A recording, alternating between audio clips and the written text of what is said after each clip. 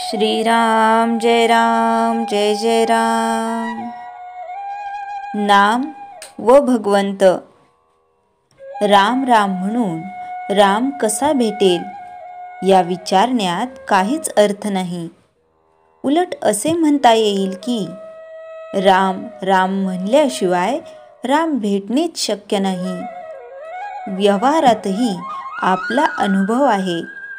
समजा आपल्याला एका गावाला जायचे आहे म्हणून आपण स्टेशनवर गेलो आणि तिथे जायचे आहे त्याचे सर्व वर्णन केले, पण नाव सांगता आले नाही, तर आपल्याला तिकीट मिळेल का? उलट त्या गावातील काही माहिती नाही पण नाव ठाऊक आहे, तर आपल्याला तिकीट मिळून तिथे जाता येईल। म्हणजे ठिकाण माहितीचे आहे पण नाव तेवढेच न आठवले तर काहीही उपयोग होत नाही। यावरून एक गोष्ट स्पष्ट होते की बाकी सर्व केले पण नाम नाही घेतले तर काही उपयोग होत नाही। म्हणून नाम घेणेच जरूर आहे। नामाने भगवंताची प्राप्ती होणार ही खात्री असावी। भगवंताच्या नामाची गरज दोन तऱ्हेने आहे। एक प्रपंचाचे स्वरूप कळण्यासाठी आणि दुसरी भगवंताच्या प्राप्तीसाठी। खायला प्यायला पोटभर, बायको मुले, घरदार वगैरे सर्व गोष्टी असल्या तरी सुद्धा आपल्याला काळजी आणि तळमळ का असते हे आपल्याला कळत नाही। याचा अर्थ दुःखाचे खरे स्थान कुठे आहे हे कळत नाही। ते कळण्याकरिता भगवंताच्या नामाची गरज आहे।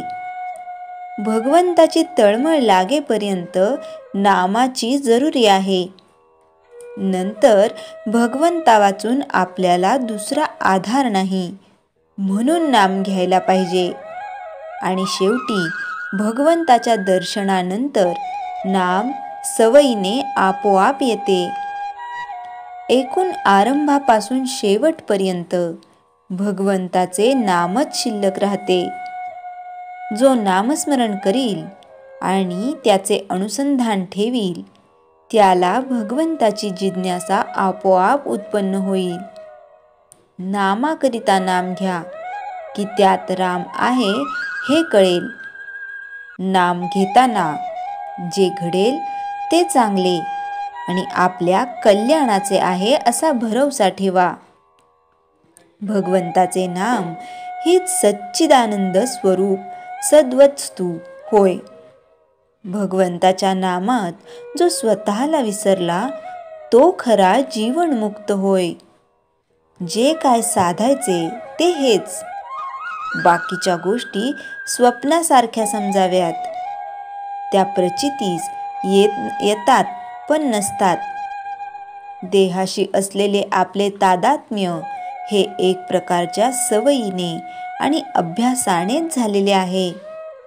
याच्या उलट अभ्यास करून भगवंताचे चिंतन केले तर जसे आज देहाशी तादात्म्य आहे त्याचप्रमाणे भगवंताशी आपले तादात्म्य होईल।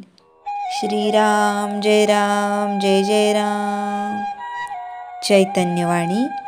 सकाळी उठताना, रात्री निजताना, जेवायच्या आधी नाम घ्यायचेच आणि भगवंताची आठवण करायचीच असा नियम करावा। तो आयुष्यात फार उपयोगी पडेल। श्रीराम जय राम। जयाच्या जनी जन्मनामार्थ झाला, जयाने सदा वासनामात केला। जयाच्या मुखी सर्वदा नाम कीर्ती, नमस्कार तया ब्रह्मचैतन्य मूर्ती। श्रीराम जय राम।